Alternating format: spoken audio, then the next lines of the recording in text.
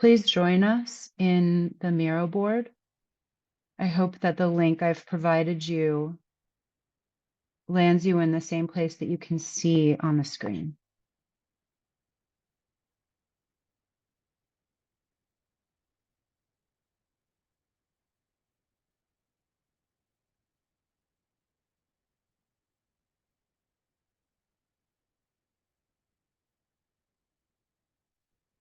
As you join and open the Miro link, please begin interacting.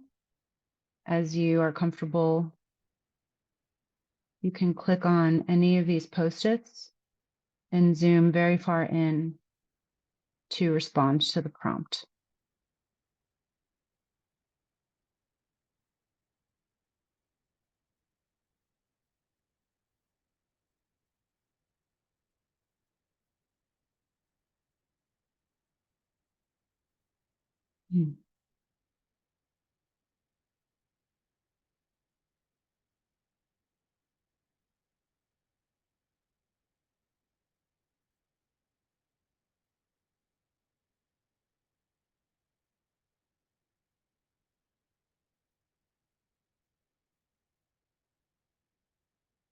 As this space starts to fill up, we can look at the responses others are providing and see if that sparks anything new in our thinking.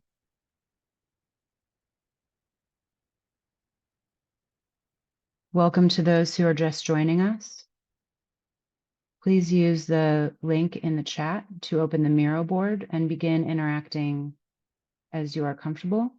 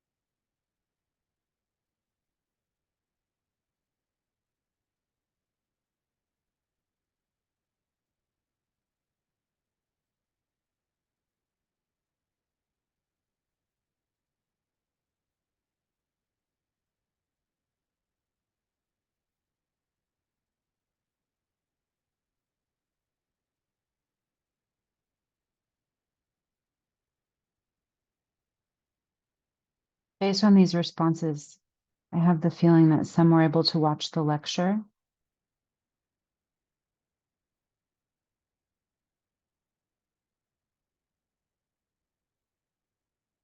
If you struggle with using Miro or you've never used this platform before, please let us know in the chat and we can assist.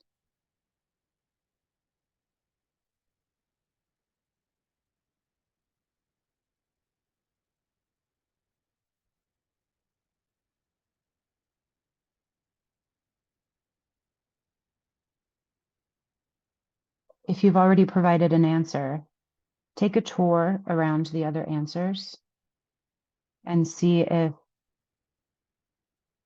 what you read changes your opinion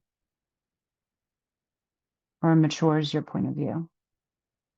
Welcome, Law. Thanks for letting us know that you're new to Miro. This is the interface on the left that helps you create objects. Welcome, Abel. You'll be answering the prompt. What does planetary mean? Filling in your response in the post-it notes provided. Miro functions like complexity and planetary thinking across scales. Right now, we're zooming in quite far to create lots of relatively smaller pieces of information.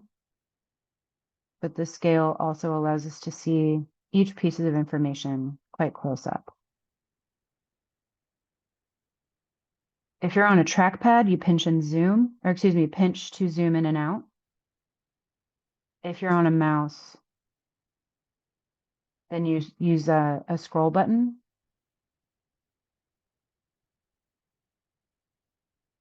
The rolling track between the buttons to zoom in and out.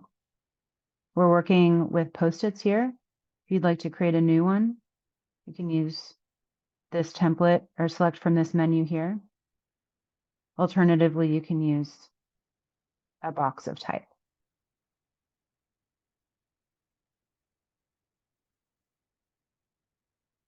You see we have some advanced users who are adding the React feature. One of the nice properties of this platform is that we can code this data into categories and process it and provide it back to those who are in this room and those who are not in this room.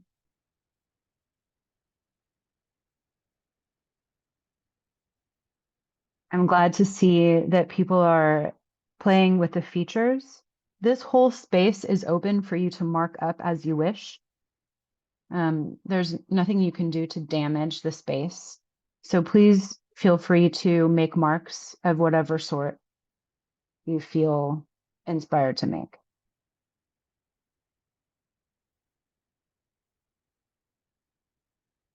I'm observing many active thinkers right now, which means that we're still in this moment of responding to the prompt.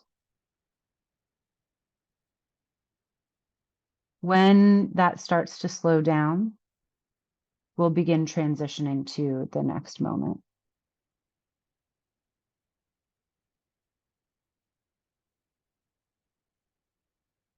Thank you, Isaac. That is exactly my intention, is to begin this work of creating abundant definitions.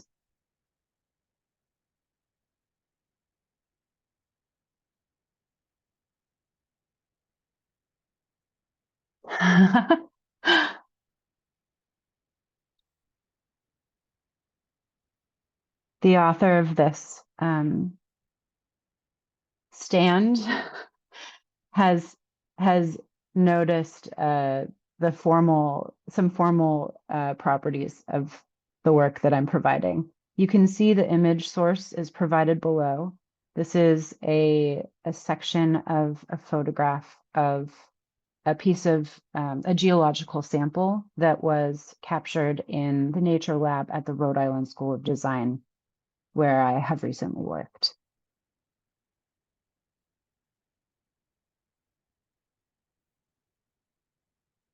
All the comments in the chat are encouraging and engaging. They will not be preserved as well as the Miro board.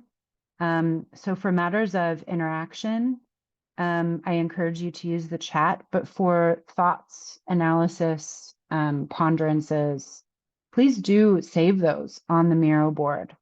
Be they within the framework provided, next to, or in a totally different space.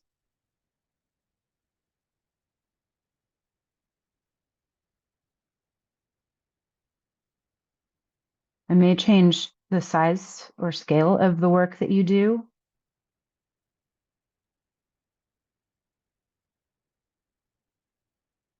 To preserve it and leave room for the most amount of work we can make today. For those who've already entered their thoughts, I'm interested in knowing how much information you'd like to know about me, your guide through this exercise. So if you could submit an opinion in the chat, maybe ask a question. Thanks, Fazian.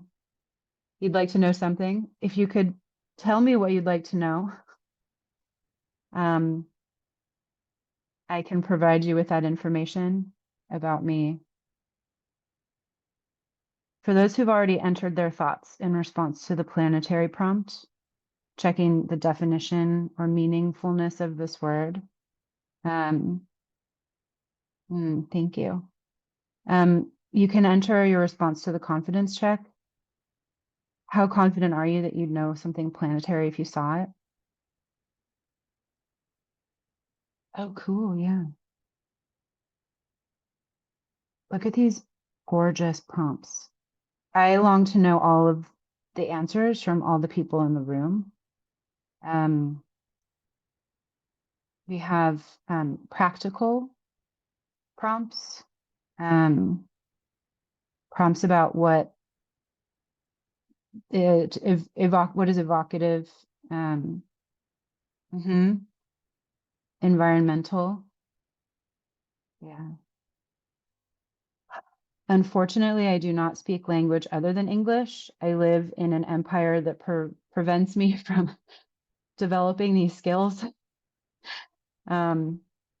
It's a strong disability. The purpose of this session is to interact with as many people as possible on the themes and topics of the Planetary Civics endeavor. We launched that today, but attempt to persist moving forward. Primarily, I would like to secure an understanding of where our vectors are, where are we pointing, and what seems to be blocking us from that movement, and trying to test the framework, the language, the terms, the concepts of this initiative, turning towards the position paper that was published in advance of the launch, to see what is resonating with the people in this room, what isn't, and how we might embrace all of the texture of those reactions and leverage them as the reality of the people that will make this possible. So it's data creation, I think, through interaction, if I put it quickly. Alive in this moment, I think, is truly the capacity to engage with so many people who have had a linear experience through the day, of receiving messages, and now we want to create messages in reaction to that. And that is what is the most joyful work for me, is the act of mass creation. Behind me is, this is in Iceland. It's a photograph by a friend of mine, Meg Wachter. And I don't know the location of this piece, but it is also a photograph by somebody I worked with in a social service setting many, many years ago and ran into again many years later. And I bought one of his prints. I do love photography. My physical environment, I'm located in the state of Rhode Island in the northeast of the United States. It's 1:15 in the afternoon, and the ice in my garden has started to thaw. I'm trying to juggle, as many of you probably also are, with how to be active and productive in this space.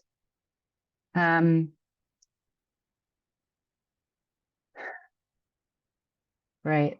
Thank you for the encouragement of challenging empire. Thank you, not Pratik, or perhaps Pratik of a different sort. I have a background in social services and entertainment media, and as I pursued graduate studies in these topics, I was invited into the space of strategic design and found that it was abundant with all of the things that I was already working with. And so that was about 10 years ago, and I've never looked back.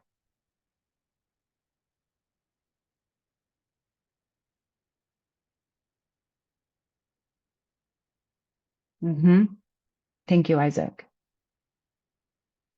Voting in the poll, you simply hover over the section and click.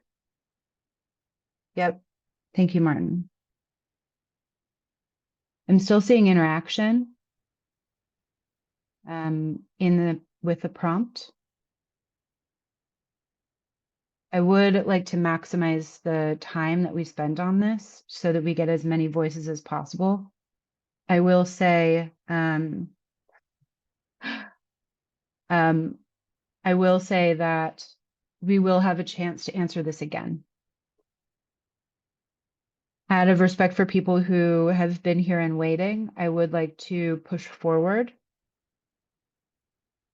Let's now take a moment to look at some desk research on the way that the word planetary has been defined by others, beginning with the position paper. So when Dark Matter Labs and the Center for Complexity and Politics for Tomorrow gathered to try to create a statement about the vision, we arrived at this discovery or realization or appreciation of the difference between the words global and planetary. Global systems are an extension of the nation state and define the word in terms of territory or ethnocentric and historic lines. Planetary systems, on the other hand, involve not only state-level interaction, but also socio-ecological systems and processes. This is not a new concept. We can look to some other sources for definition here from the health sector.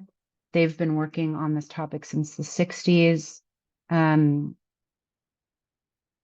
grappling with varieties of scales of definition, where global health is about improving health for populations. Planetary broadens this to include societies, civilizations, and ecosystems. So we can rely on the existing discourse on this topic, but I believe that if we're going to transition into generative action or the transformation of the current state of our material environment, our social environment, our political and economic environment to a preferred state, the material transformations, which I focus on as a strategic designer, I am encouraged by example and recognition of when I see things or experience things that have the qualities that I long for more of. And so the intention that I'm putting out here is to share some examples that I think are paradigms of planetary thinking or planetary embodiment, and to see if they resonate with you and what kind of responses we might have in looking at these, and see if they evolve the definition or perhaps practice of planetary thinking and action. How do we become aware, or have we become aware that our thinking is not planetary? What efforts help us to think planetarily more often? What does intuitive planetary thinking look like? And what is even planetary thinking, or perhaps planetary embodiment? Today, we will offer sensory prompts that invite the workshop participants into each question and try to capture the responses. Nick, thank you. I'm so eager for this. So there is a place for these to live. And in fact, we will, at the end of the session, there's a place to collect that. So you can send it in and we can publish it in a bit of writing after the launch day is concluded at the end of this session. However, if it just remains in the chat, it won't be included. So please do provide that again later. Though, of course, click through to Nick's link. Here's my intern. Her name is Fantasy. She will be assisting today. So let's begin with the first paradigm. I'm going to take you through just a slow journey of these examples, and there will be a sound component. So if you can enable the space so that you can absorb sound, that would be ideal. In some cases, there are transcripts. So without objection, is there any objection if for moving forward, is there any need to pause, stop, adjust?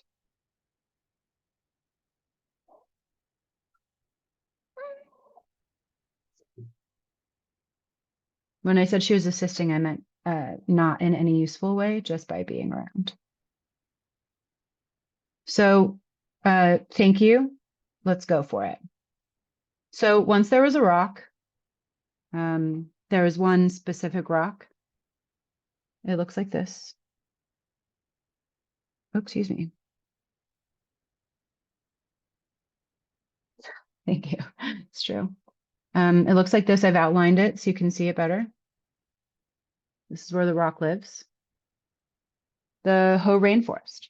You can see here, for those familiar with this terrain, we have the word cut off here is Seattle. So this is in the northwest of the United States at the border of Canada and the Olympic National Park. There's a place called the Hoh rainforest. This is what it looks like. And deep in this rainforest, there's very little human sound. So if you can imagine what that sounds like by looking,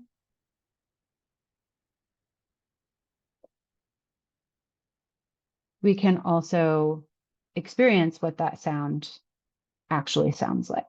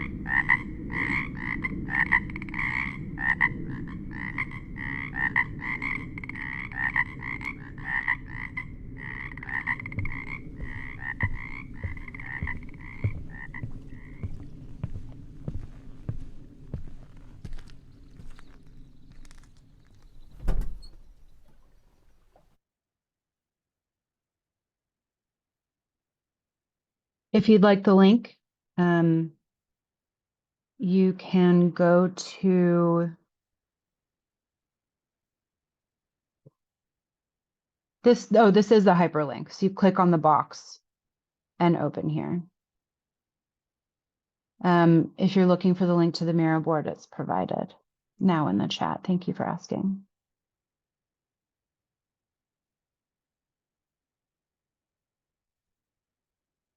So we have the opportunity to see an image from the forest.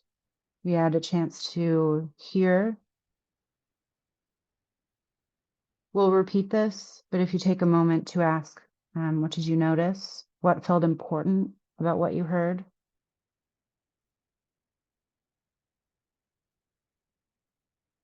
I'm going to hit play again, and I'm going to see if there's a way for you to think planetarily while you do it. Is that even possible? And see if you noticed anything different by putting forth that effort.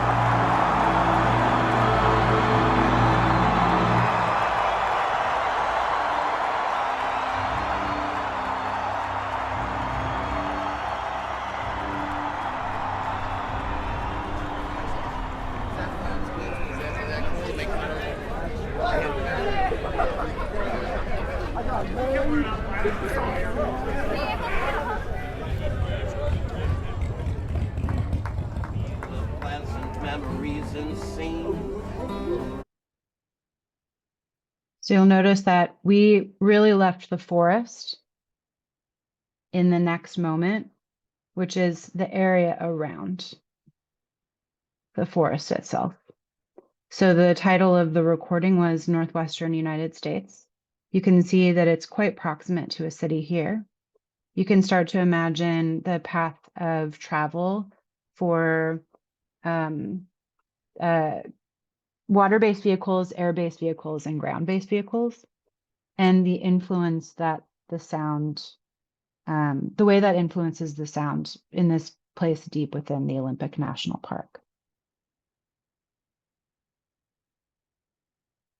So you can, if you'd like, you can find this recording again on Spotify, or you can look up the sound recorder, the person who recorded the soundscape, who's named here.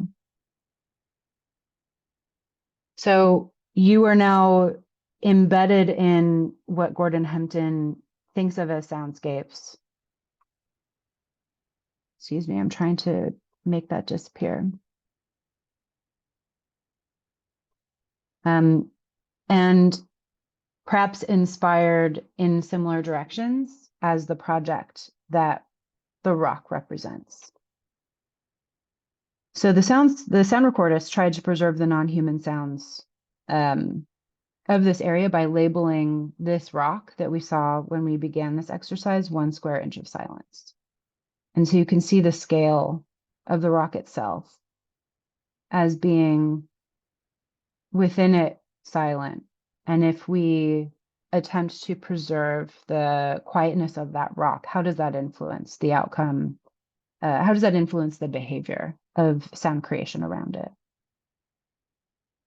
Here's a link to the project and the sound management policy as it's being enacted by the National Park Service. This is the current website, so irrespective of the changes in the American government, this does persist as the current policy. So here we have what I believe is what could be called the paradigm of the rock, because as a result of this naming of the rock, there were voluntary diversions of aviation pathways over the Hoh rainforest. Now we've had just a bit, unsung heroes. So we've had just a bit of a tour into this project, and I'm interested in knowing the answers to those questions here. What did you notice? What felt important? What happened after you listened again? Did you notice different things? What felt important about what you heard and what feels important about their efforts? Is this planetary?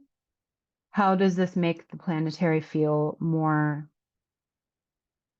approachable, enactable, more of a verb rather than a difficult concept? Here, I have not provided any boxes for you to write in. I'd be eager to see what kind of form your thoughts take, if you'd be so willing as to begin typing or sketching in this space.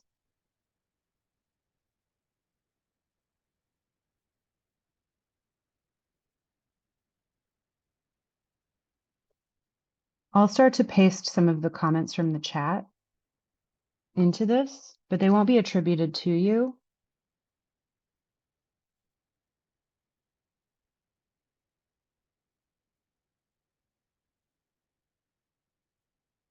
Unless you yourself write the post-it.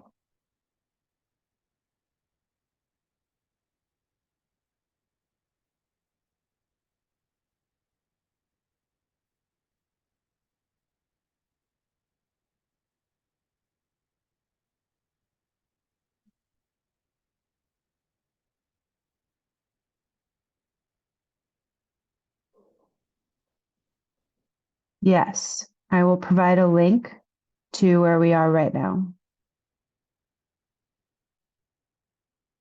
Thank you for asking, Neil.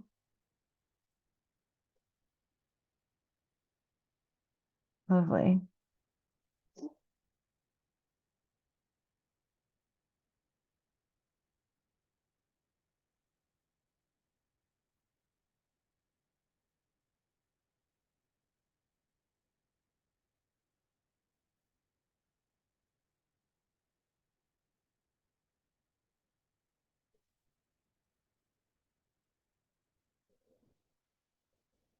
By leaving your mark here, you're contributing to the information that will start to circulate around the total mailing list of the initiative. Anyone who's signed up to stay in touch, or anybody who's reading our posts on LinkedIn, will have a chance to be inspired by our comments here.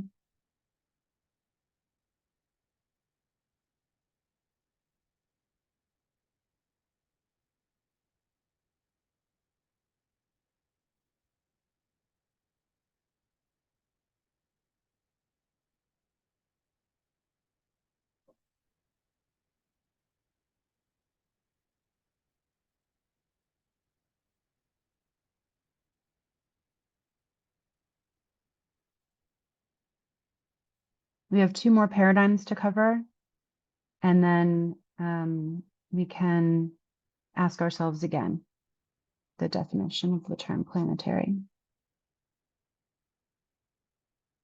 Oh, thank you so much for working with the pen and not the typed letter.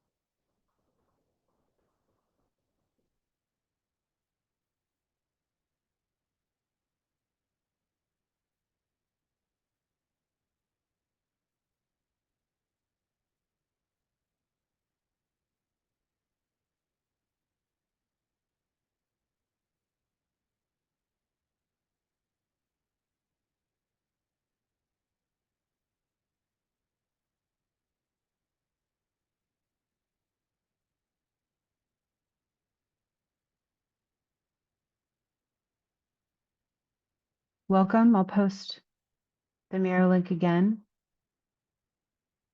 If you browse around, you can find us, and feel free to backtrack or just jump in where we are.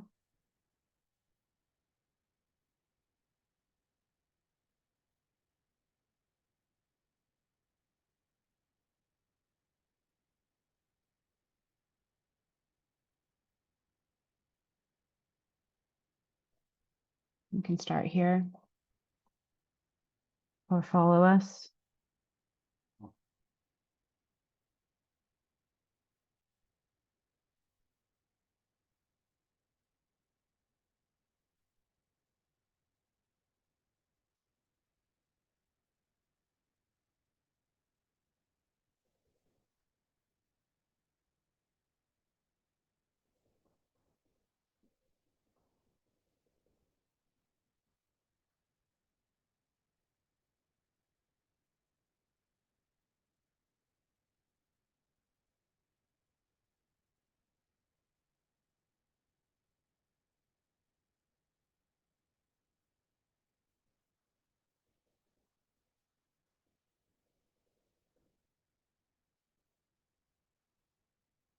It looks like the surge is starting to ease up.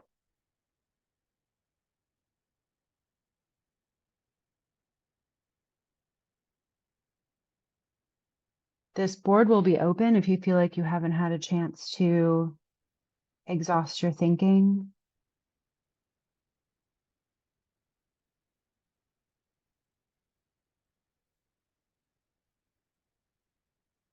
I'll move forward to the next paradigm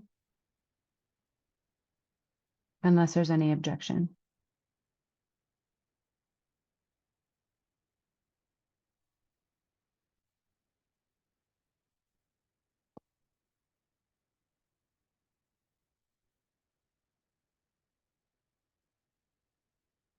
Okay, beginning the next paradigm. Thank you, Isaac. Yes.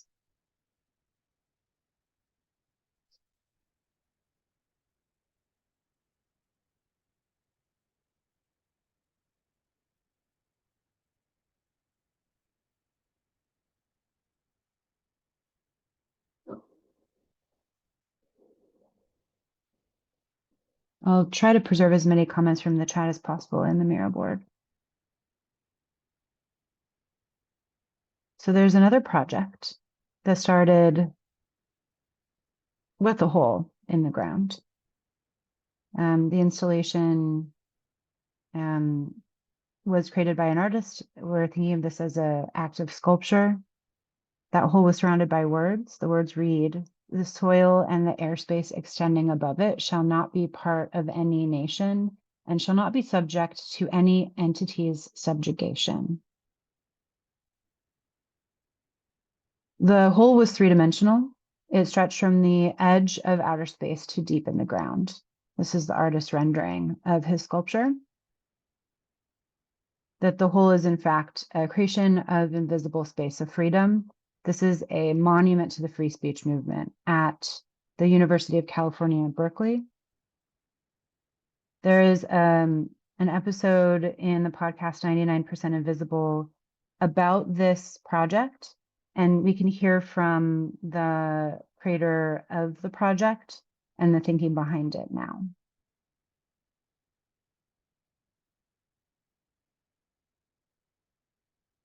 It is so exciting looking for a new home, but it absolutely is overwhelming and daunting if you do not have the right. Is it advertisement? I thought I fast forwarded past it. My apologies.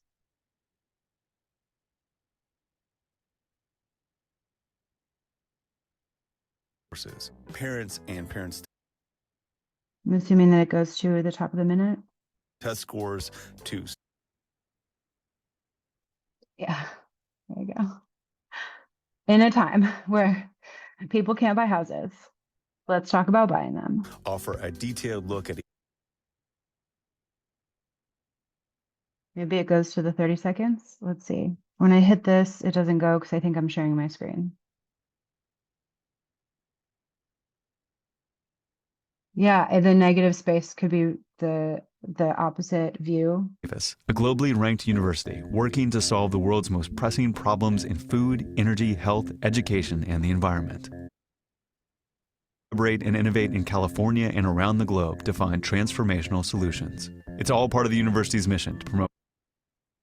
I think that's another ad. Out more at 21stcentury. Yep. Here we go. Thanks for your patience, y'all. This is 99% Invisible. Here we go. I'm Roman Mars.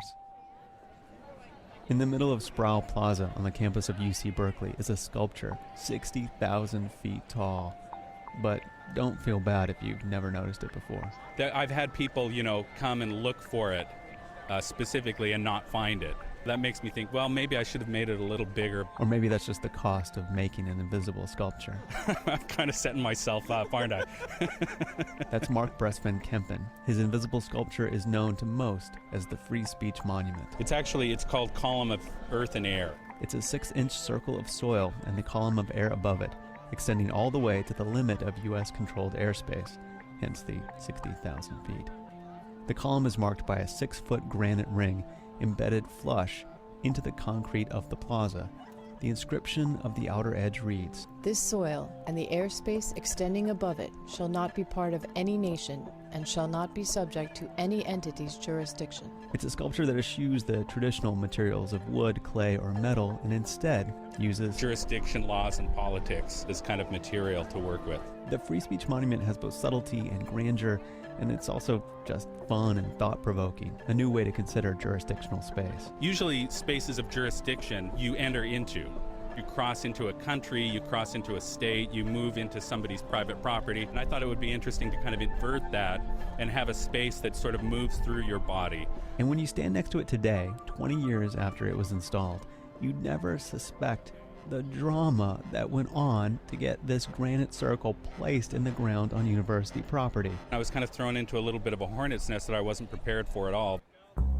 Here's what happened. The Free Speech Monument was born out of an open design competition to commemorate the 25th anniversary of the start of the free speech movement. A bunch of professors, ex-professors, they called themselves the Berkeley Art Project, put this competition together separate from the university. They did it as an autonomous group because they knew if they tried to go through the university to commemorate the free speech movement, it would go nowhere. Because at the time, the university did not want to commemorate the free speech movement in any way, shape, or form. The free speech movement started in the fall of 1964 when students set up a table in Sproul Plaza to recruit for an off-campus civil rights group. This was against school policy at the time, and everything escalated from there. The following months were marked by sit-ins and strikes and arrests. It was a pivotal moment that defined what we think of as the 60s, so a monument seems appropriate. So anyway, it's 1989, the call went out, hundreds of designs were considered. Close to 300 entries from all over the country. They weeded that down to 5. And there was this open period of public discussion and voting that included the public and art critics and all kinds of people outside of the Berkeley Art Project that eventually selected Mark Bressven Kempen's Column of Earth and Air as the Free Speech Monument. Democracy doesn't always work with art, though, so I'm glad that it worked out this time. The people who had put the project together wanted to give the winning entry to the university as a gift. And then, of course, the university did not want to accept it as a gift and did everything that they could not to. And the reason for the reluctance is that a lot of the Berkeley Art Project group, the ones commissioning the monument, and the higher-ups at the university were the same people who were in the fight 25 years before. And they were still very upset about it. They still had very hurt feelings. So UC Berkeley did not want to memorialize the free speech movement in general. And they hated this piece in particular. Yeah, so they did everything in their power to not accept this gift. Which is kind of hard to do and still seem like a good guy. And after this big public selection process, they didn't have too much of a choice. So the university decided to accept the sculpture under one condition.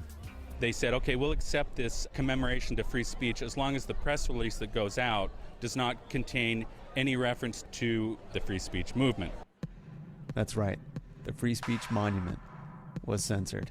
And the unintended side effect is that it made a piece of conceptual art conceptually better. Ironically, it wasn't just the university administration that had a problem with the column of earth and air. A couple of the early free speech movement leaders expressed their misgivings about the monument as well. You've got to put your bodies upon the gears and upon the wheels, upon the levers, upon all the apparatus, and you've got to make it stop, and you've got to indicate. I remember having a conversation with Mario Savio. That unless you're free, the machine will be prevented from working at all. He didn't like the piece at all. And not to put words in his mouth, but I did kind of get the impression that he wanted something that was a little bit more specific to the free speech movement in the 60s. And I specifically didn't want to do that. It seemed more relevant to me to use a real person speaking freely about something that they felt strongly about at that moment as a monument to free speech rather than a statue or something like that. The piece itself remains unfinished. The goal was to completely liberate this 6-inch circle of soil at the center from any jurisdiction, and to do that, It would have to go through all the jurisdictions, you know, the private property owners, the Board of Regents, the City of Berkeley, County of Alameda, the state. There would have to be an act of Congress. You'd also have to get international treaties because you don't want France coming in and taking that little piece of land. So, you know, it'll probably never be completely finished. after several attempts, he made it only to the city jurisdictional level before getting thwarted. And now, 20 years after it was installed, I'm standing in a noisy Sproul Plaza with Mark Bress Van Kempen, and we run our hands through the column of air. And even though the jurisdiction-free zone was never formalized, I asked him if he feels something when he passes through the invisible column. Yeah, I do. Yeah, I feel like I can feel the space, you know. I grew up in Utah, and I would go to southern Utah a lot in the Four Corners area. That's the only place in the United States where 4 states come together at one point. I remember very specifically jumping from state to state, from Arizona to Colorado to Utah. To New Mexico. It's also fun to lie down, spread eagle in all 4 states at once. And really having a visceral feeling about that invisible line. Obviously, it's just psychological, but those spaces are very real. I mean, you commit certain acts in one space and you can do it. You commit certain acts in another space and you might be killed. So even though they're imaginary, to a certain extent, they're very real.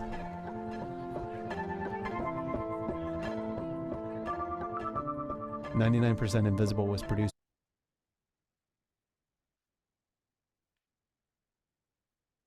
So we can look at it again and wonder if we've landed on the pillar of the paradigm of the pillar.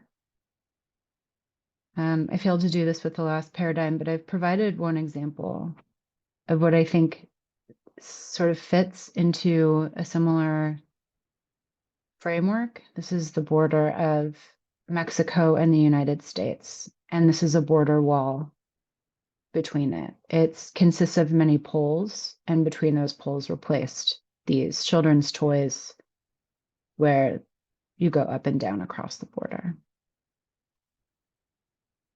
And so again, I ask, now that we've come into a second paradigm, or what I've proposed is paradigmatic, is this planetary? And how has our thinking about what planetary is, or what is, how to think and how to embody planetary action?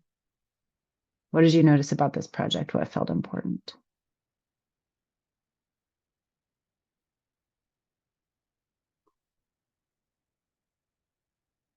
If it's useful for me to provide some post-its, if you're struggling to use the Miro platform, please let me know in the chat and I can do so happily.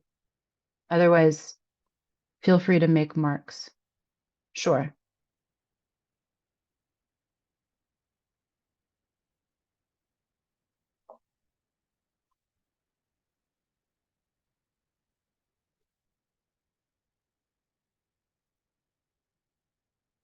If the only way you can interact is with the chat, we can copy and paste into the Miro.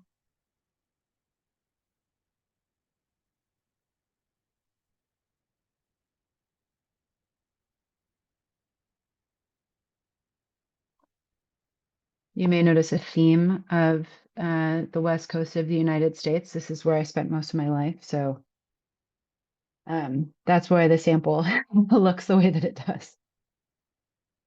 Full disclosure, I did attend that university, and I have walked through the column many, many, many times.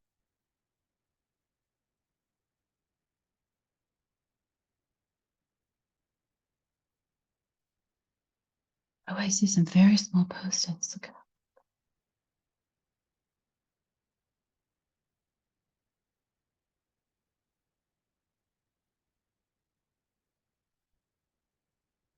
One nice thing about being logged into this platform is that the author of the post-it can be attributed, but it changes if you alter the contents of the post-it.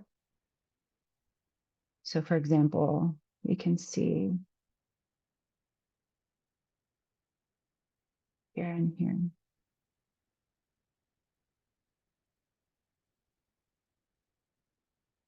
Oh, cool diagram.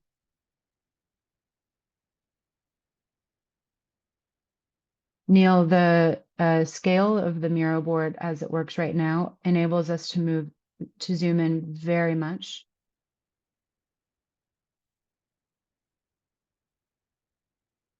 Are we, but we're thinking about, points about planetary. Thank you very much. I'm slow, but I'll get there eventually.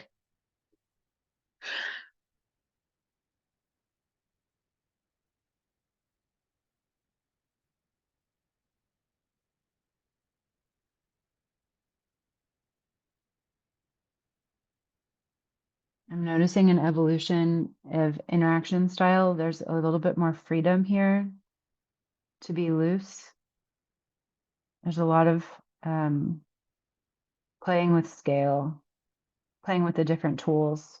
Maybe there's something to be noticed about how working with these difficult topics starts to get easier over time.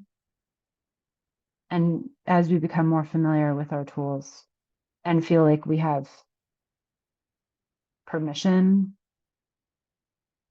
to make marks.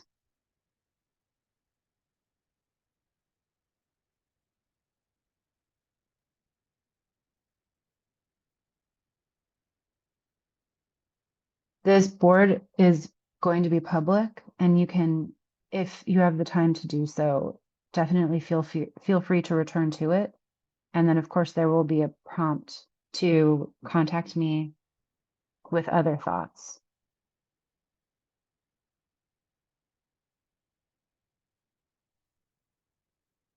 Certainly for the organizers of the event that have been awake for the whole thing, I'm sure their brains are just utterly rattling around in their heads.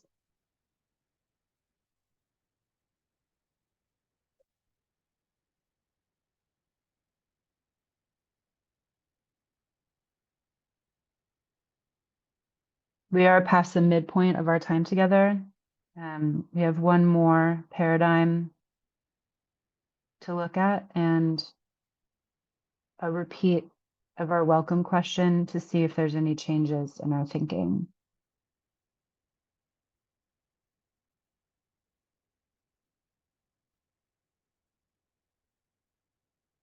Yes, look at all of those pillars of freedom. Stunning, iconic.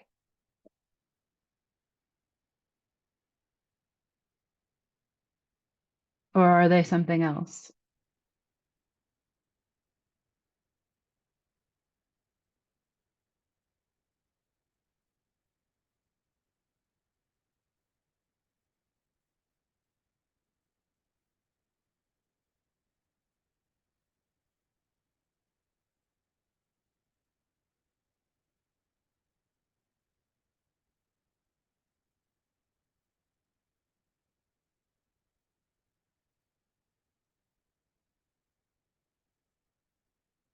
Oh my God, I love this. We have live sketching. Incredible.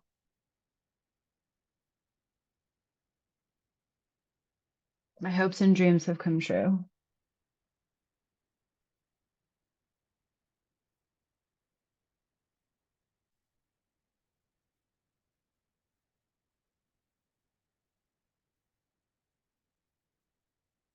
Get in there. Meme away.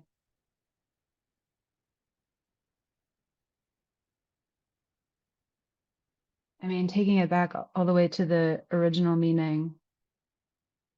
Oh, totally.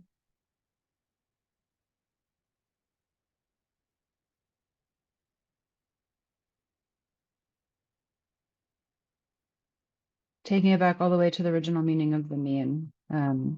It's kind of like what I was trying to do with the paradigms, is that conceptual thing that we just can't get out of our heads, that replicates and replicates and replicates, that gives, yeah, that gives form to our hopes, and that then induces further reflection about preferred action.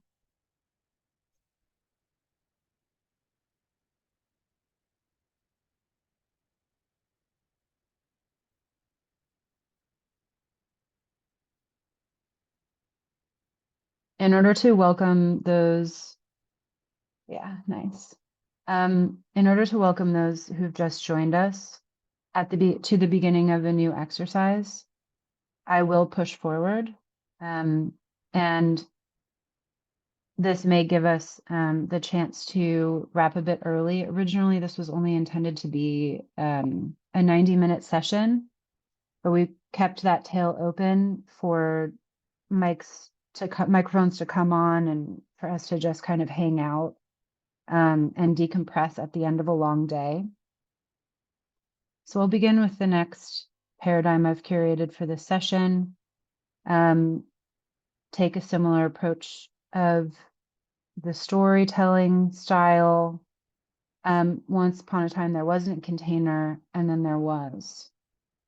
I'm talking here about shipping containers. This is a pretty contemporary invention of the modern age of industrialized, the movement of industrial products around the world. This container can be conveyed, all the ways that it can move around without changing its form. Of course, we know the container ship, container trucks, and we're familiar with container trains. But the interstitial is essential as well. So we have the cranes that load, the airborne vehicles that can carry, and then of course the human factors. Though the invention of the shipping container, according to some sources, reduced the workforce of port-based labor by 90%. So we may think of this as a paradigm of conveyance. There's one last example, or one last sort of guest expert that I'll bring into the room in the form of a recording. There is a podcast about containers, and you can feel free to listen in. It's maybe 8 years old at this point, but still revealing for people who don't know much about this. With your permission, I'm going to hit play. This does not come with a transcript, so, but it's also shorter.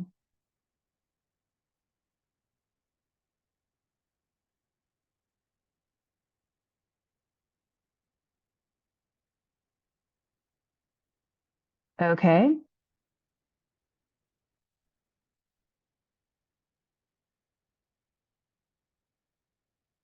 Let's see. Maybe I can refresh.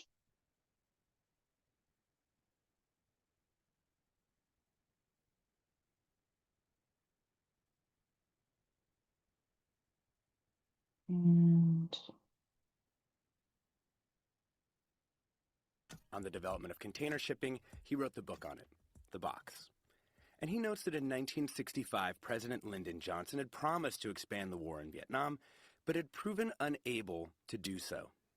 Military buildup in Vietnam became a scandal just because of the poor logistics. There was no domestic or international shipping or distribution infrastructure in Vietnam at the time.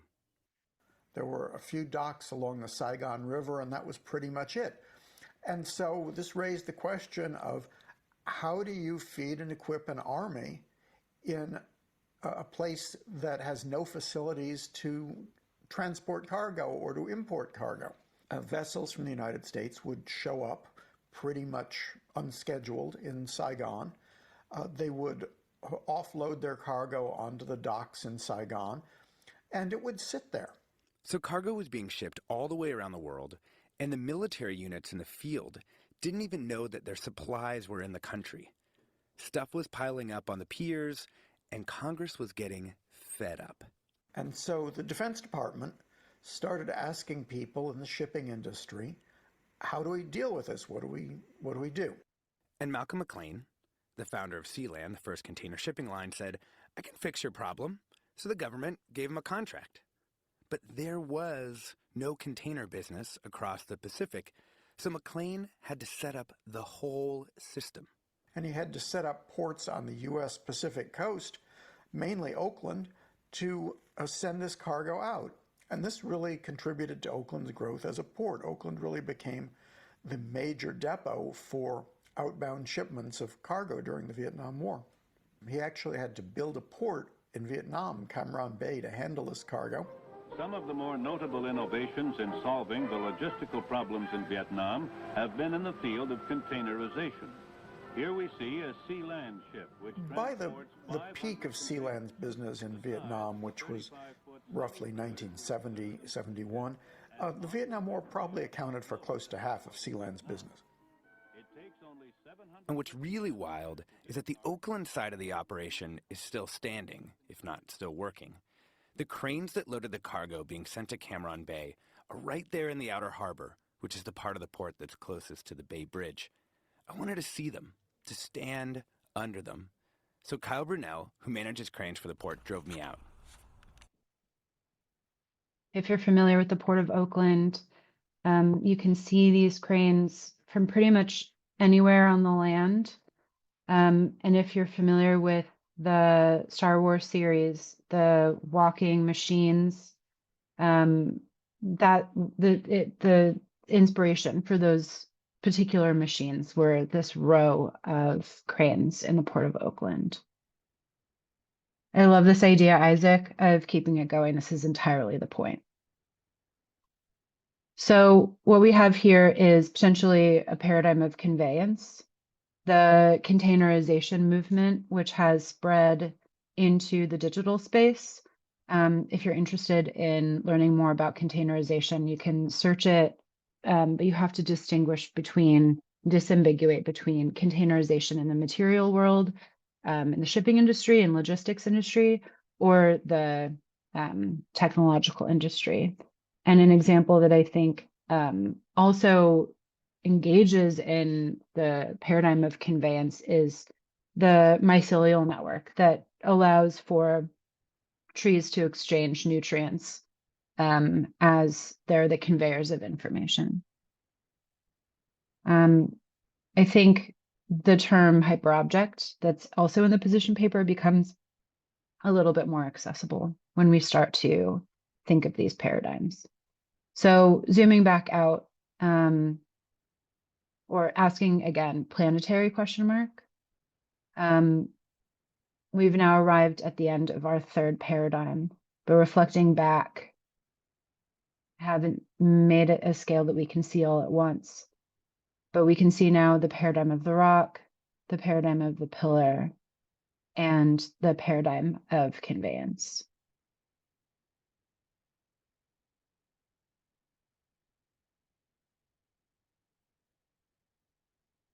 Take a moment to grab your thoughts, make the marks, preserve them in time for a moment.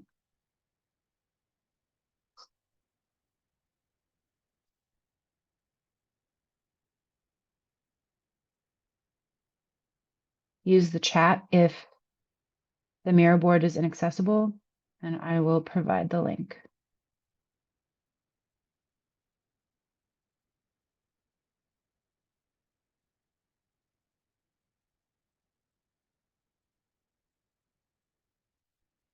Yeah. I definitely think it would be cool to circle back.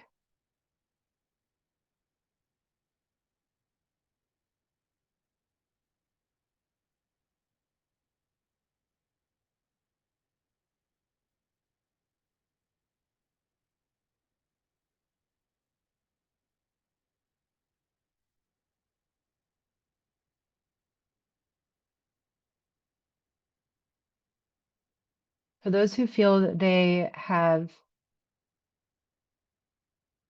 come to a conclusion of their thoughts on this particular paradigm, I can nudge you forward to the last 3 interactions here.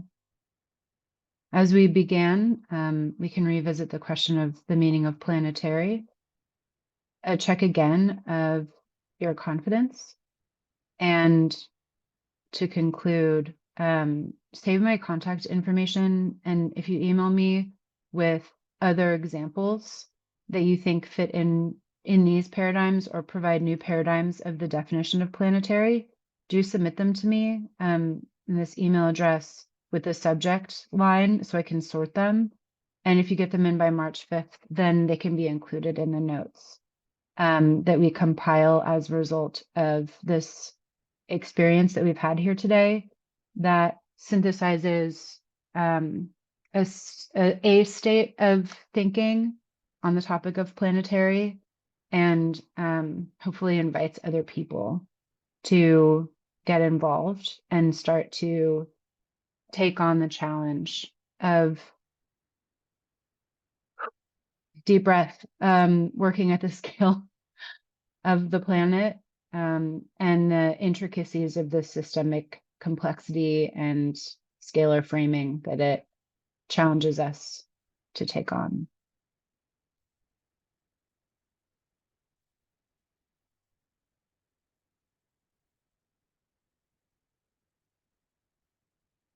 The duration of this session is marked on the calendar as going for the next 53 minutes. But my interest here is in listening to the room, literally, and or appreciating the end of the day when it comes naturally. Yeah, this is exactly right, Caroline. Precisely. So I thought, if that's okay with you, we actually could also hear a couple of voices, if that's not too much for you. That's exactly the goal. So we got through the material and now the room can fill up. Though I do want to pause and give people the time to express themselves in the formats provided. Please. So that we have the benefit of the delta between the first version of the prompt or the first prompt and the second prompt to see if we can notice the evolution of this. However, as one engages in dialogue, the thinking also matures. And so we can continue to respond to the prompt as we engage in dialogue.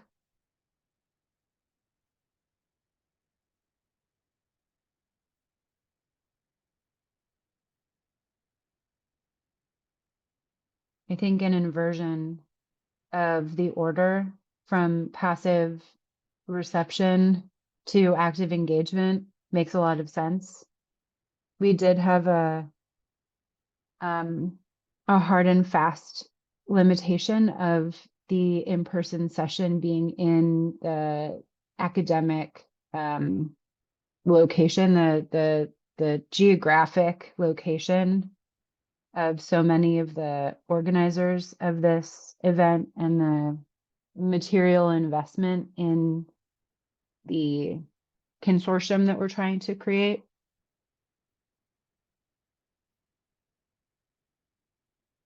Yeah. Kudos to the organizing team. Kudos indeed. One way that you can share your appreciation is to join that LinkedIn group and give them specific praise. Nice.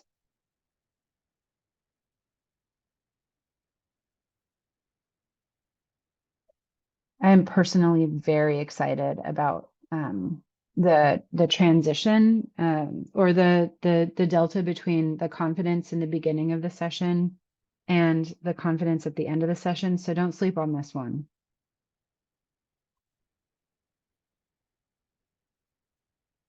This is a question for the organizers about when the recordings for the other sessions will be available and where they'll be found. Give us a moment to recover physically, but I think, I don't want to say a date, but latest at the end of next month, we will actually have sorted everything, hopefully before.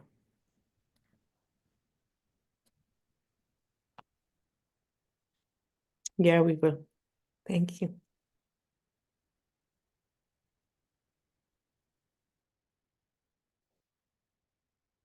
And maybe also like Katie, you know, not everything comes in a chunk. Maybe things that like your board can be actually distributed right away. Also to people who have been there in the morning. So there will be probably different artifacts from today in different speeds. I would absolutely love it if people who couldn't be synchronous with us right now, if this would be something that they would engage with. That would be so fun. And we can hold we can hold the beginning of the analysis until that's complete. Exactly. And we do a quick introduction to Miro. Oh, yeah.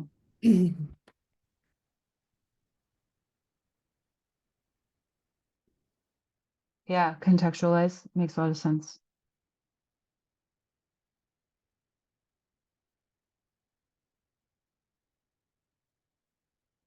I personally enjoy watching the struggle. I come from a time when the internet could never do this. And so watching people learn a new language, a new type of media is truly a thrill, though of course it doesn't feel good for the people who are struggling through it and feel lost and are watching other people do interesting and creative things.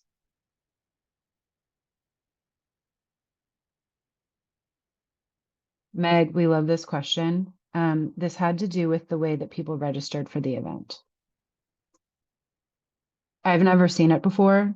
I've never seen this strange hallucination before, but I'm certain that it's happened before. Right? Right? It's a artwork. Yeah, we can explain for today. You probably will never again. Pratik Shankar, so many of them. I mean, what a person to get replicated. Like if I were to pick somebody to have many of. Exactly. Yeah, works for me. World would be even better.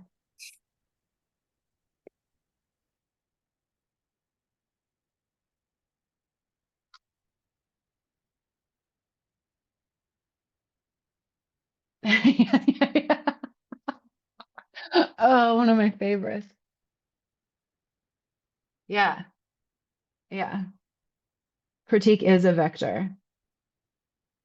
It's like in the Americas, one of the indigenous origin stories of the world is that the earth is held on the back of a turtle. And the question is, of course, what's underneath the turtle? And the answer is another turtle. And the sort of hippie reaction to that is it's turtles all the way down, man. So in this case, it's if Pratik were a pillar of infinite freedom to space.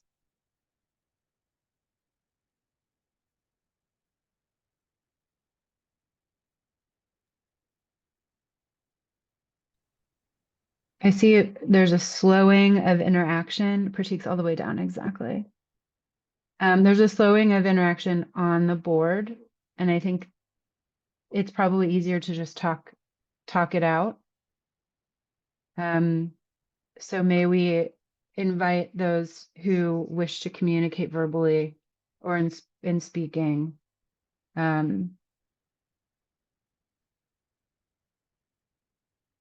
are you all doing at the end of this?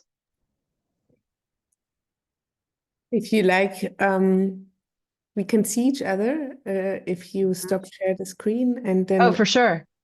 we'll also start to unmute people who have their cameras on.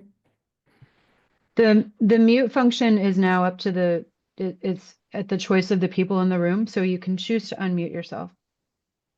Great. I can come in briefly, although I don't know that my thoughts are fully formed yet. I did join a little bit later. I'm so sorry. I joined halfway through the second one. But it's nice to see everyone. And Katie, it's nice to see you again. I think last time I saw you was at our graduation ceremony. But anyways, I was just thinking, I think the last one really I could relate to in a more personal way, I think, because I live in a port city and I grew up there. And so I always saw these like big like these vast expanses of land where there were just old containers. And I used to be so interested in like, oh, I wonder where this came from, or how long is it going to stay here, and is it just going to be here forever? And then some of them were much older, some of them were much newer. And I remember that the cranes, and I think they said this in the podcast as well, but they were, I mean, I was maybe like 4 or 5 at the time, and at that point we thought that they were dinosaurs. And it's funny because even I know that's common, but even in there's this ad for chicken nuggets in which the entire story was around this child in a car who's telling a story about dinosaurs, and there were dinosaur shaped nuggets. And just I think like unpacking the layers of that, of where did that container come from? What's the economics behind this, right? What's the power dynamics behind this? Who's getting paid how much? Like imagine somebody loading a container versus unloading it in a different part of the world. What are the dynamics there? Who gets paid how much? What does their life look like? But then also the fact that that made it into a child's imagination enough that it was used as this like marketing sort of this way of marketing a product that is also not good for children. Right? I mean, it wasn't really like healthy chicken nuggets. It was I mean, I just feel like there's so many layers of complexity in how something can seem so ordinary, yet the expansiveness of how the ways in which you can analyze it. And I think that also goes back to what we were talking about when we were speaking about borders a little bit, which was my second observation around how I think it's interesting that, of course, borders and all are very man-made and arbitrary. But I think even beyond that, at this one point in grad school, we were doing Theater of the Oppressed. Yes, that was the Bible for my thesis. Yes. Yeah. But just in Theater of the Oppressed, one activity that really stood out to me, and this reminded me of, was how an object only exists as something because everyone believes that it is that thing, right? And it's funny because I had this conversation with undergrad students, and they're always like, "What do you mean? That's ridiculous. That makes no sense. Money is money." I'm like, "No, money is paper," right? And so where do we build those shared knowledges? And are they really shared? And what's the origin, and how back can they be traced? Especially if you start looking at time also as nonlinear. But I'm going to stop there. Like I said, my thoughts aren't fully cooked, but I just wanted to share. And thank you for this. This is wonderful. I'll type in the books. So Theater of the Oppressed, shout out to Augusto Boal.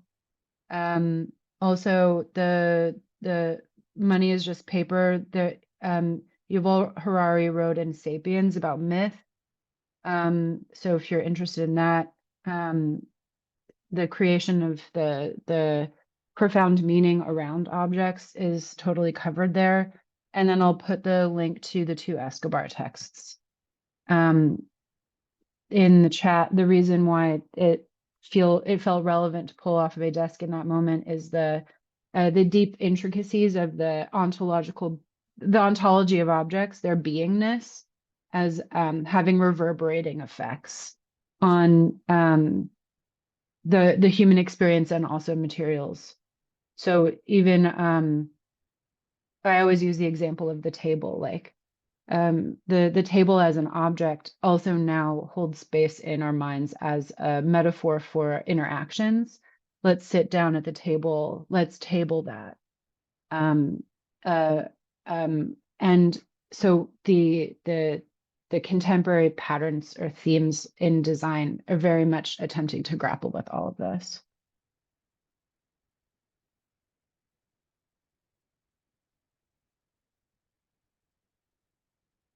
What are other people thinking about?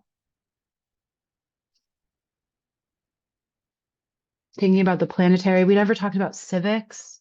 So I intentionally sort of decoupled those terms from each other.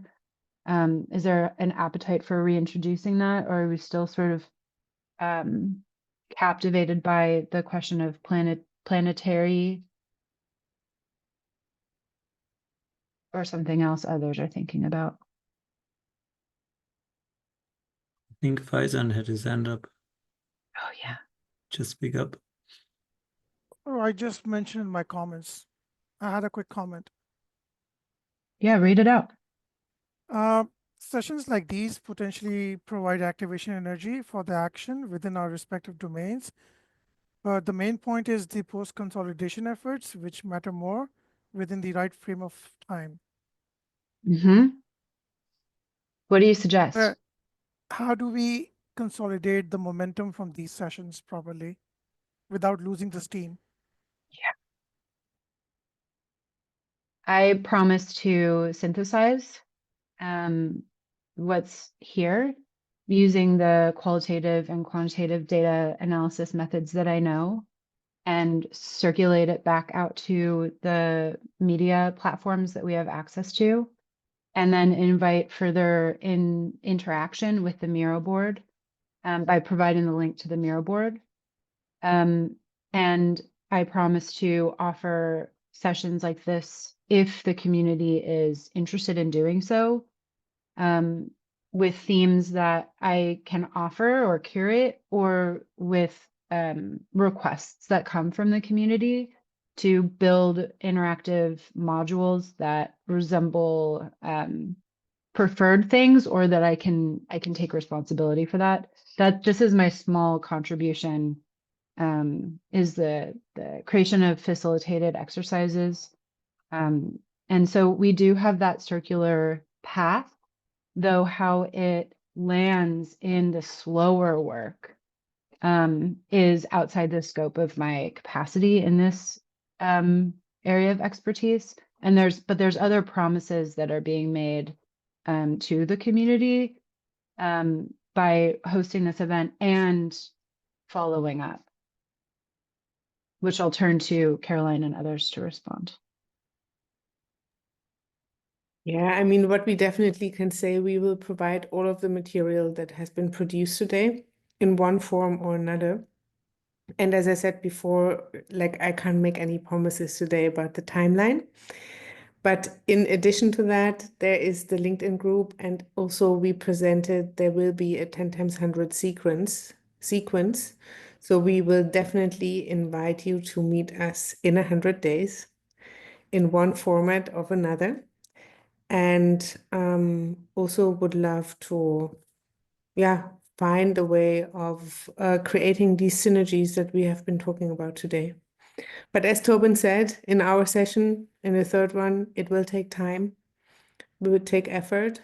So it's all about us. We are not gonna, let's say, guide this. We will try and hold the space with people like you, Katie, and with others. I see Meg and Neil have raised hands. Is there a preference about who goes first? Meg first. Thanks, Neil. Meg. About 8 years ago, I cornered Indy Johar and said, at the Impact Hub in Birmingham, and I said, Indy, what's my place in all this? And he said, you need to look into adult development.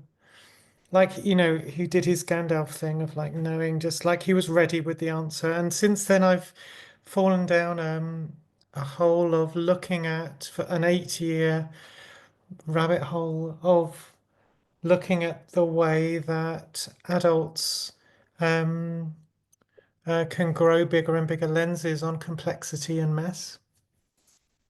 And a lot of that is about what we are unconsciously subject to and what we can take as object. And one of the things that I noticed in the examples that you gave and in the concept of the planetary is there were certain things that were once named we could take as object. So the stone once named as an inch of sight, I can't remember what it was once named. It was then linked to a whole bunch of other things that otherwise we were just subject to. The idea that there was this time extremely recently when containers did not exist, but I am subject to the idea of containers. Of course, containers.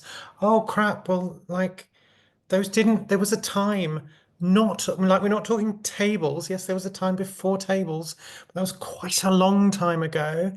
But there was a time before containers, and I'm interested in this, in what it both in terms of how we encourage people to be able to expand their ability to take what they're subject to and make it object, but also how the concept of being thinking, experiencing things as in a planetary context seems to potentially facilitate a bit of transition from subject to object. And I started to experience how much there are certain concepts in my that I'm holding as like, oh yeah, we could easily we could in a very hard way change that, but certain things which I'm so subject to, which I go, well, there's no chance, you know, thanks John Lennon, but borders, come on now.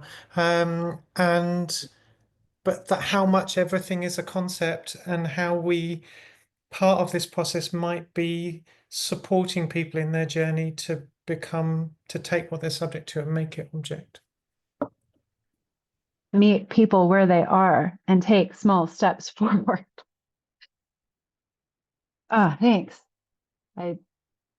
It's so fun to think about a world before shipping containers.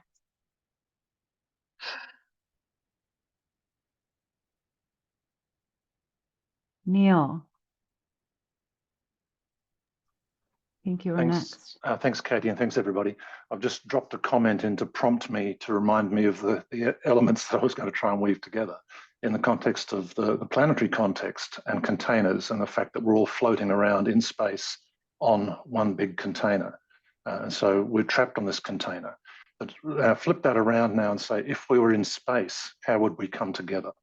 And so I like the M.G. Taylor, Matt and Gail Taylor process in design shops where they used the metaphor of the NASA space collars, which were the only commonly designed element that had to lock together first time, every time, regardless of the shape or what was being carried in the other containers.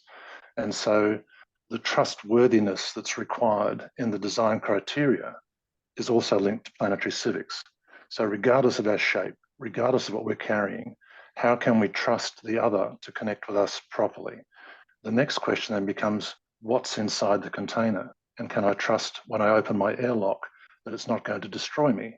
And so these elements of planetary civics come together very strongly, and the container metaphor prompted me to think about that, and the comments about Caroline holding space for this, but also the dynamics of what's happened here today. And it seems like we've been partway through what in facilitation processes would be objective, reflective, interpretive, decisional processing.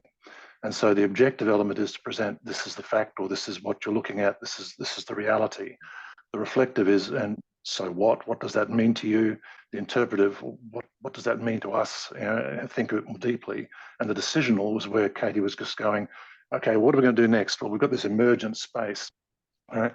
And so The challenge I think we have with planetary civics is not just the emergence process. We can do that pretty well. What we can't do yet very well is to reintegrate after collective synthesis in planetary context. We're in planetary overshoot.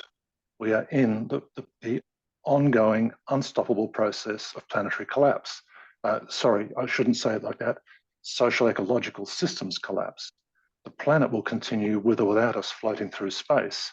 How do we come together, connect realistically in ways that actually make meaningful contribution as collective ensembles of players in this moment in time and space? And that's the challenge we've got. So the reintegration process after this is just as important as this initial dancing around in space and working out what are we gravitating towards or moving away from. So I thank everybody for what's happened today. I've only caught the last 2 sessions, but really trying to feel into what does planetary civics mean in the context of the multiple pieces coming together now and identifying how do we reconnect. Thanks. I see, first I saw Amaris, your hand, and then I saw Caroline's hand. If that's how we want to go, is in order like that. It's a choice. Thank you. While I was doing the exercises, I was thinking of an exercise that I do by myself, which is reconnecting with nature and with people inside the forest. And I just brought this thing that looks like an armadillo, but it's actually a pen. Because I think that we are very colonized in the way we see the world. And sometimes what we need is to decolonize the whole thing, you know? So it was a very interesting exercise, and thank you.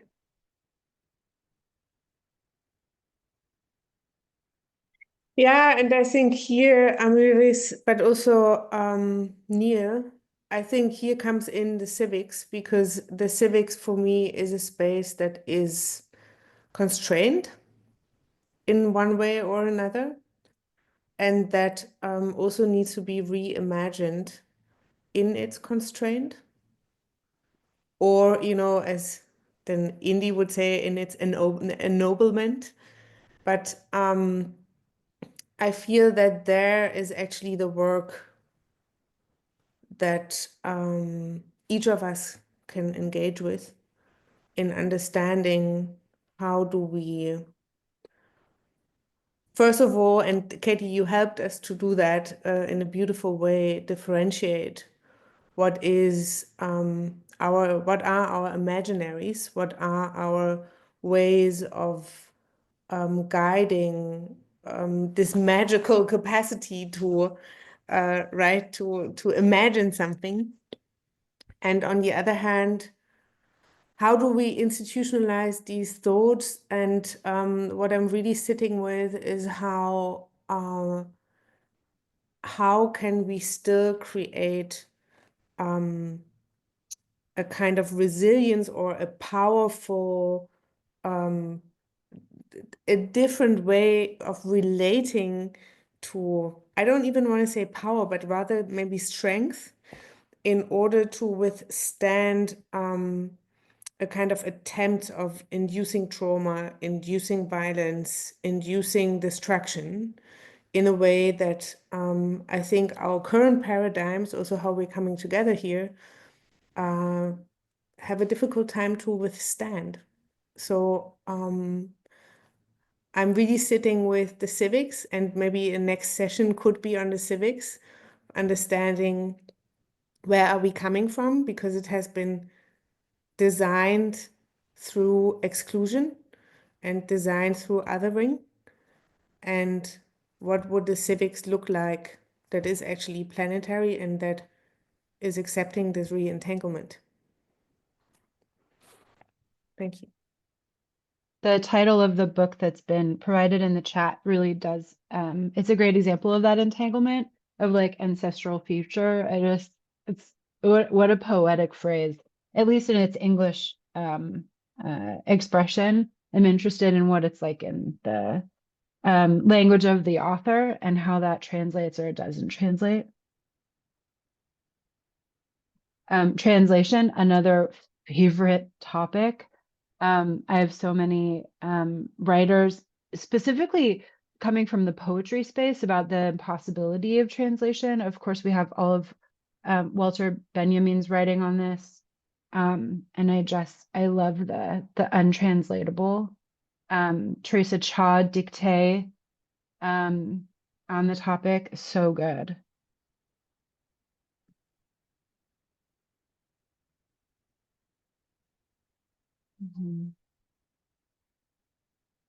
The theme of re-indigenization is active in the series on Bloomsbury Books, Design in Dark Times. Big fan.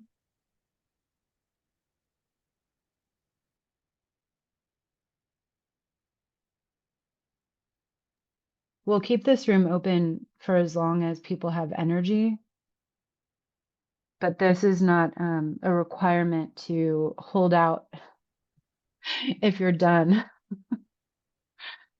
I would like to say one thing before I call it a long day. I feel like your way of facilitating was really great, and it helped me to get into these different dimensions of the planetary better. So I learned a lot. Thank you.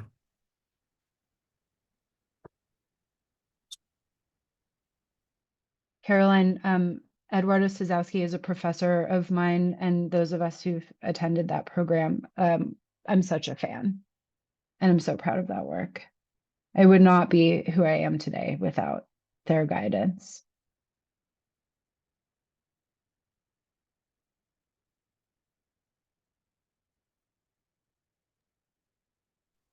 Yeah, there's so many good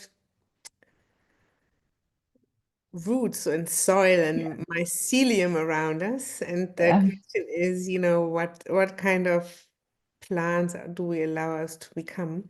But I really appreciate every one of you reaching out personally and having a little bit of a sense of what is coming at us. Please join the group. I know social media platforms are not great, but let's stay in touch in one way or another, or join Ablasis. Maybe you can post a newsletter again.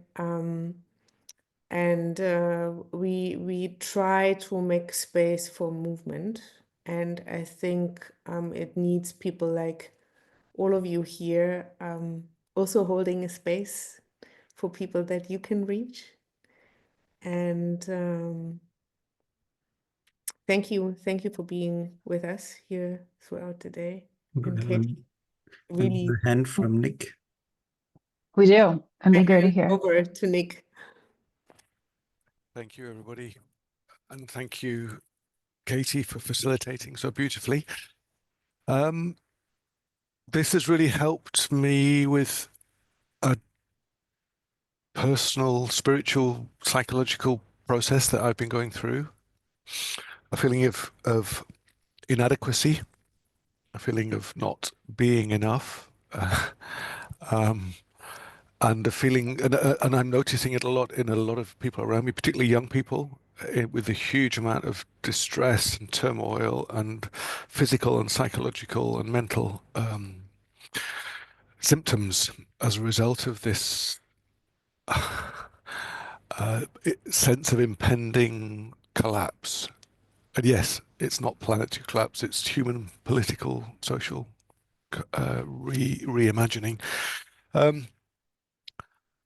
And it's been deeply helpful to me to just explore some of these ideas of connection. The word mycelium has been used a lot in this session, and it's one of my favorite concepts. This sense that we are interconnected, that this call, all of us have been together and exploring and experimenting with ways of connecting, in the hope that collectively we are enough, and that we will evolve quickly enough to change things and to do it differently. I'm going to be sending an email to you, Katie, with a few links to some of the work that we've been doing since 2012. For the last 13 years, we've been building alternative food systems based on the idea of short food supply chains, connecting the people who grow the food with the people local to them who eat that food. And these are local food systems that then form regional food systems, that then form national food systems, that then form global food systems, which are an alternative to the current mainstream global food system, which in our opinion is broken. And it's broken due to issues of ownership and control. And if we can build open source tools that will allow people to connect with each other around food, we're starting to observe that it can expand beyond food, and once people can eat together, they can live together. And I will send some links, but thank you for the inspiration, thank you for the comfort, and thank you to everybody for being interconnected with us in this session. Thank you.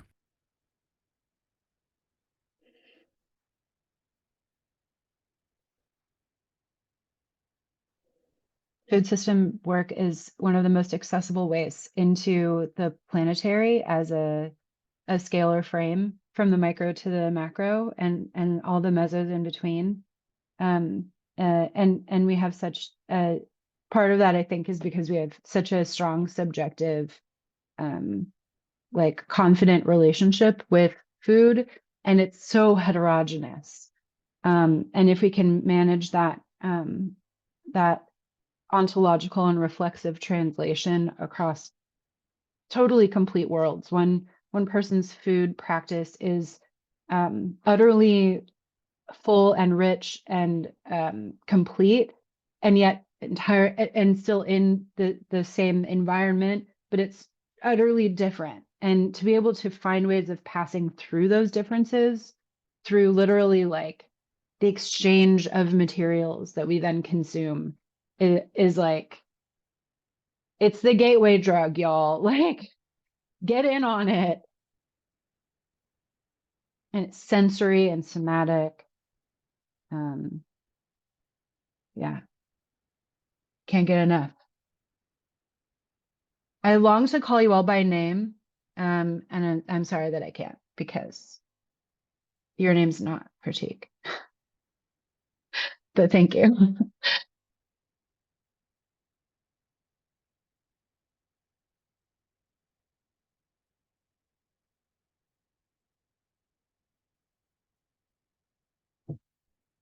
Yeah.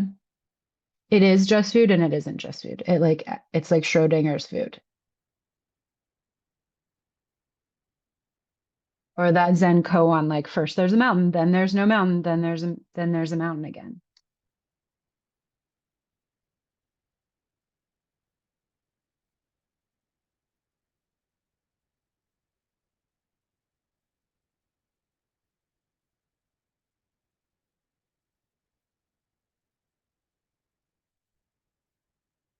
I'd like to know, for those who haven't yet interacted, have we missed anything? Where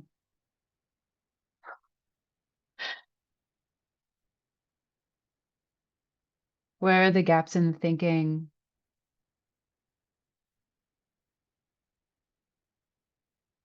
What haven't we reflected on yet? What have we missed?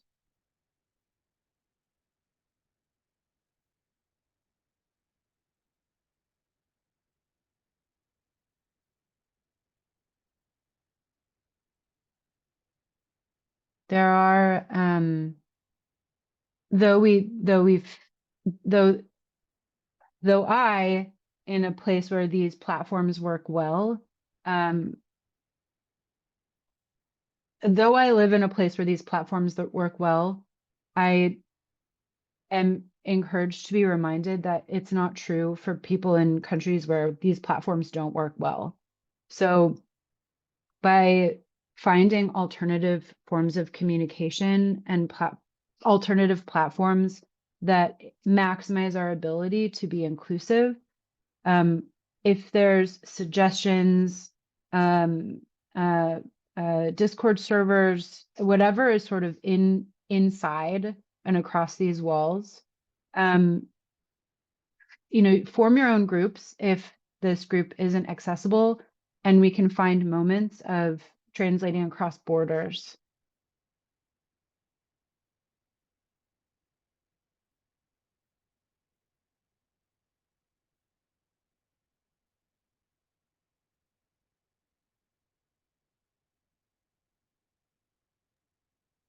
I think The youth are in the room.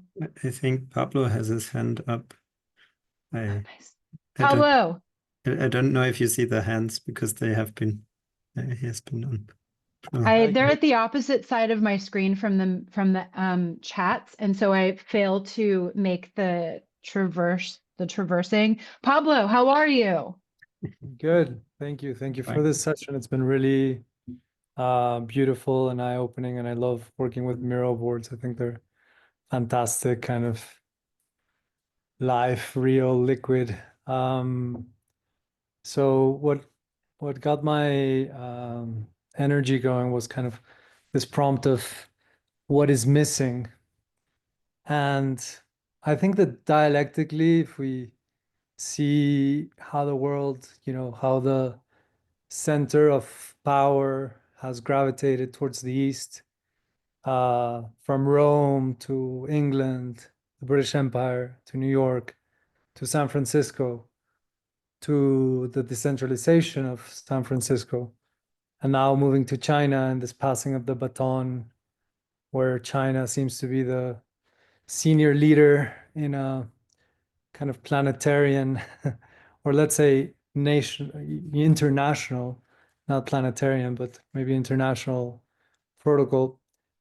And where, China says, oh, we don't want to go back to the law of the jungle with regards to comments on Gaza. And so for me, it's, there's the civil society, especially now with a huge gap in this vacuum that's being created with, the cutting away of USAID.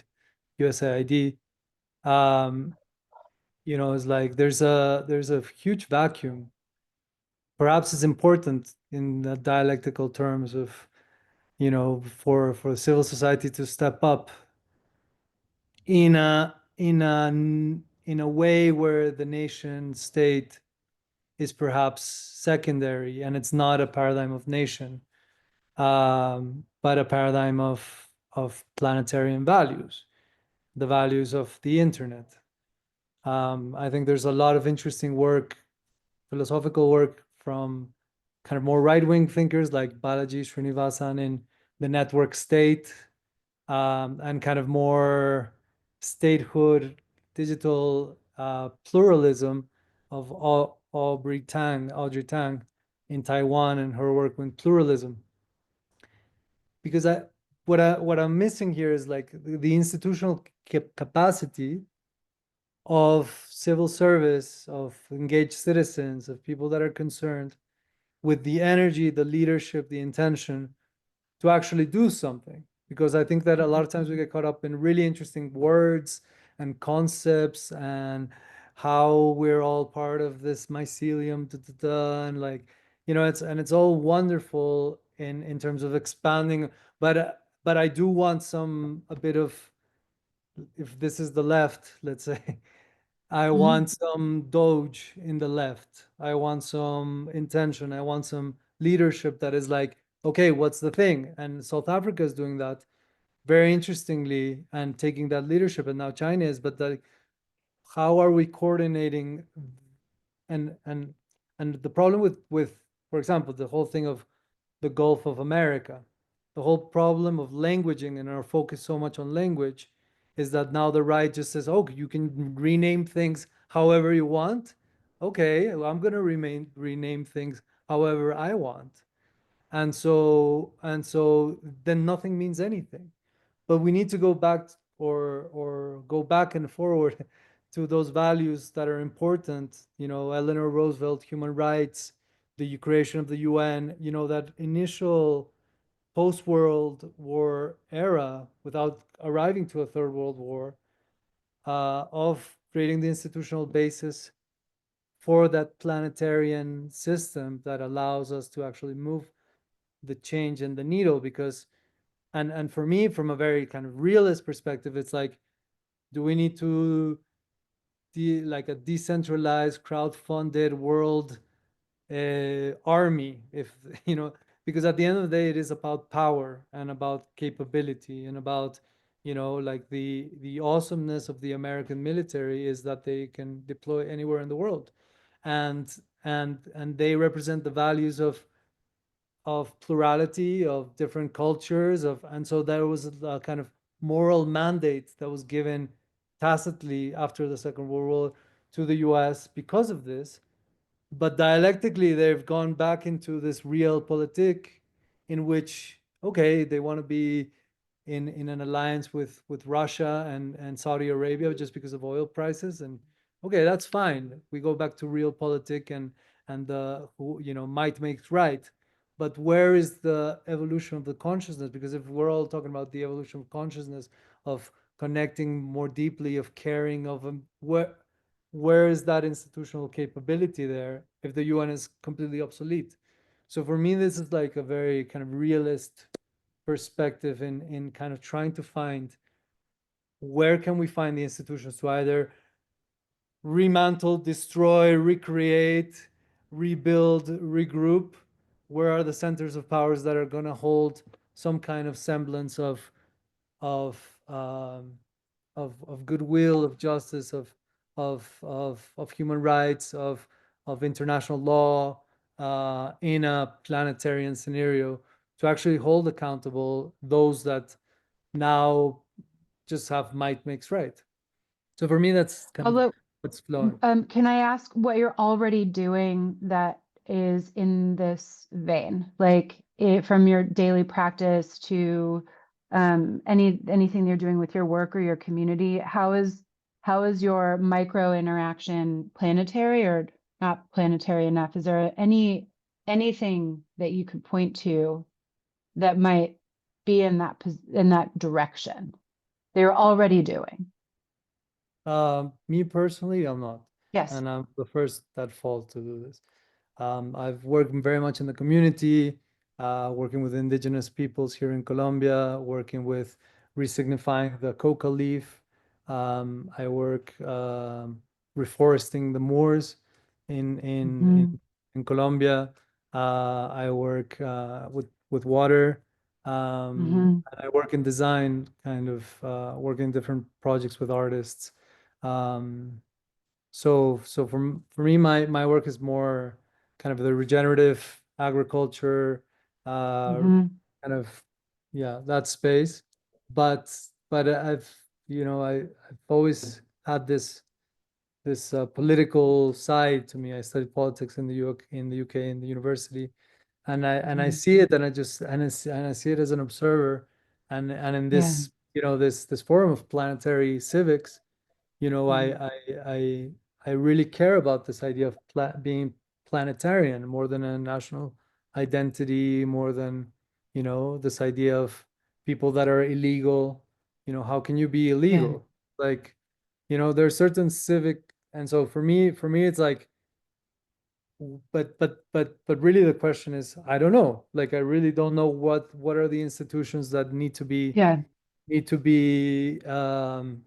of protected and kind of given, and maybe we need more transparency and accountability, so that maybe it's a kind of app that we all have where we can see what's I don't know, it's like, but it's really a question to maybe get other people to tell me maybe they're working on something and I can collaborate in some way. I mean, you're already working planetarily. You are. And yet it feels like you're not, but you are. And so how do we create the meso so that the macro and the micro feel connected? That's the project. And that's this project. So that and the feeling that there's so much that despite the day being full and the work being rigorous, that it's still not connecting.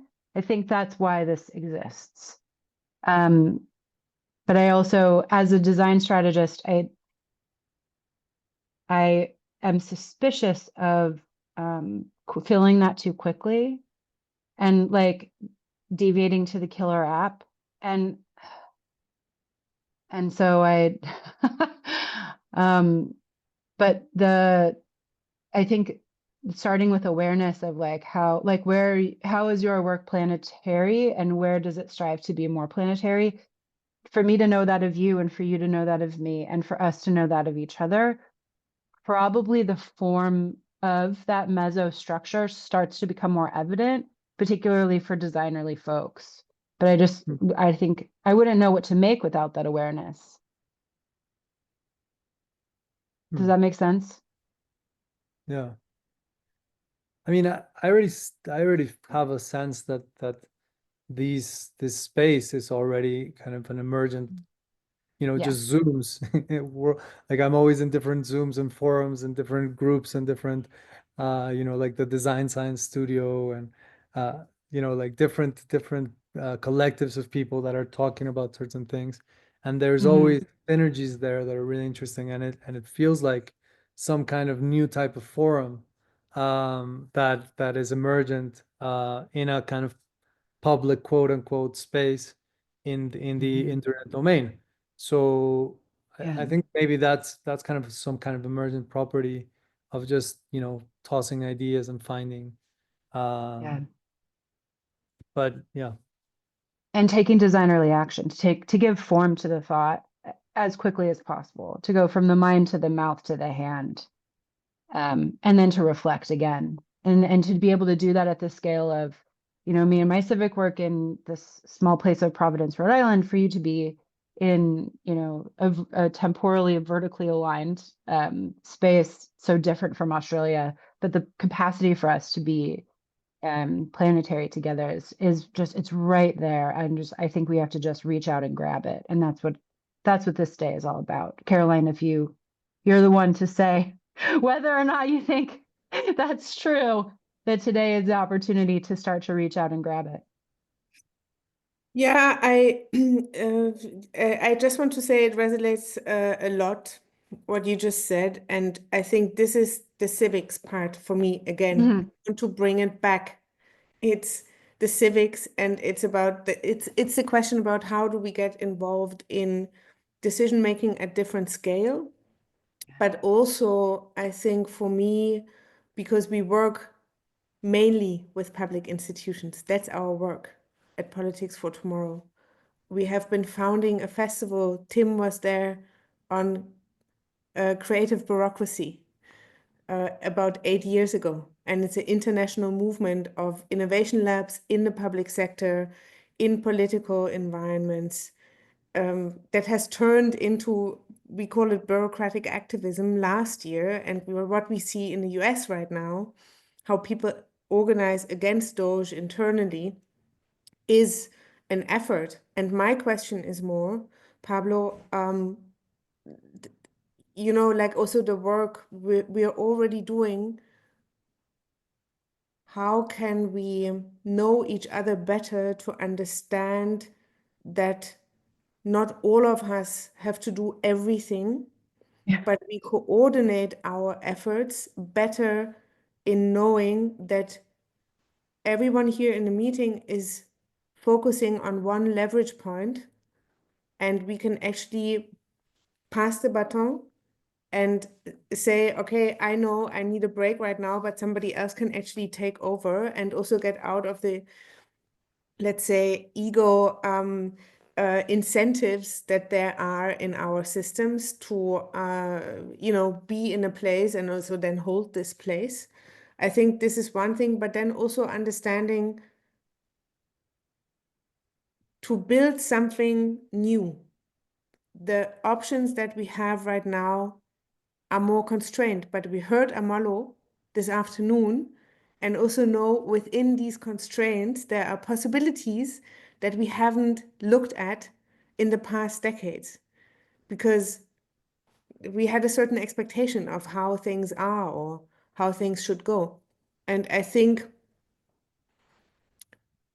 the idea of institutions that we discussed throughout the day and the way we relate to these institutions as so-called citizens is something that we deeply have to question and have to look into what is another way of relating and what is another way of institutionalizing practices, routines, something that we would like to actually automize and make part of something that we don't think about every single day, but that is actually running in the background, that is also supported by technology.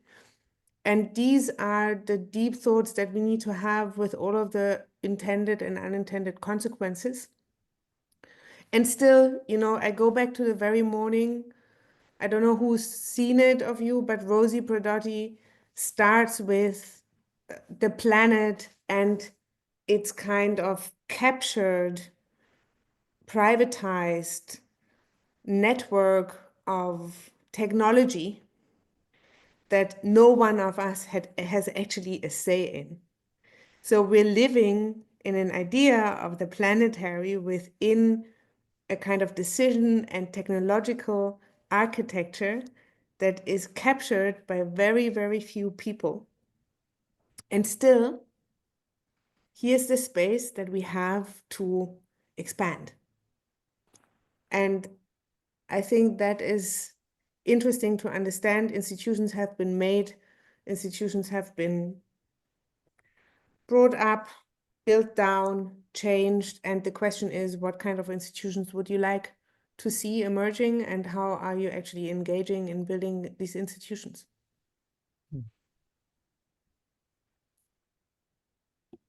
We have reached the agreed upon end of our time today.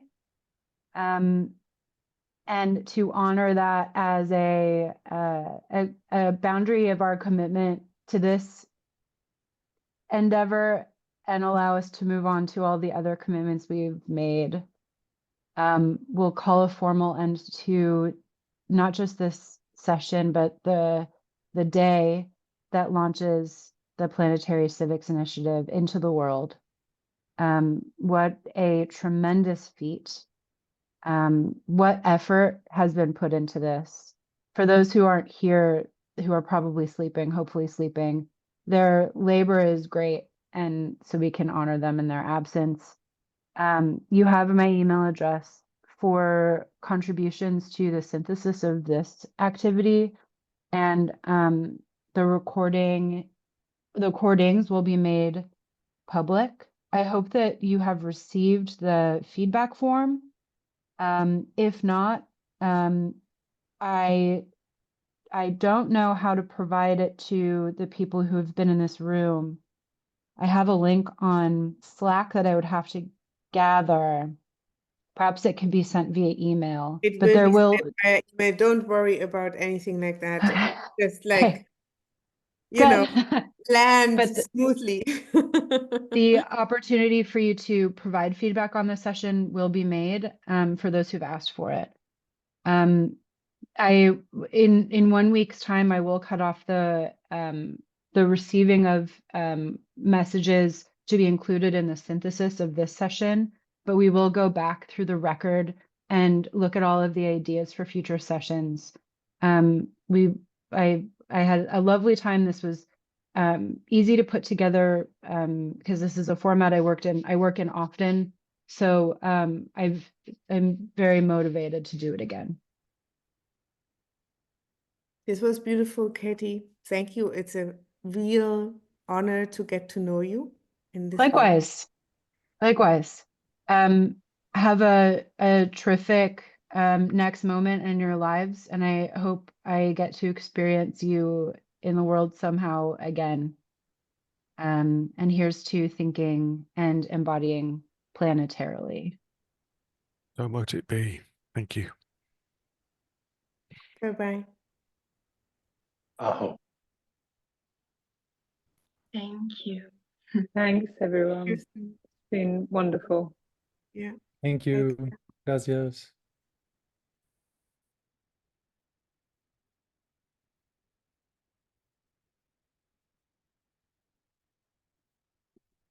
Thank you, Lo. There will probably more coming. Okay, my friends, I will close this room right now. Be safe wherever you are and see you soon. Bye.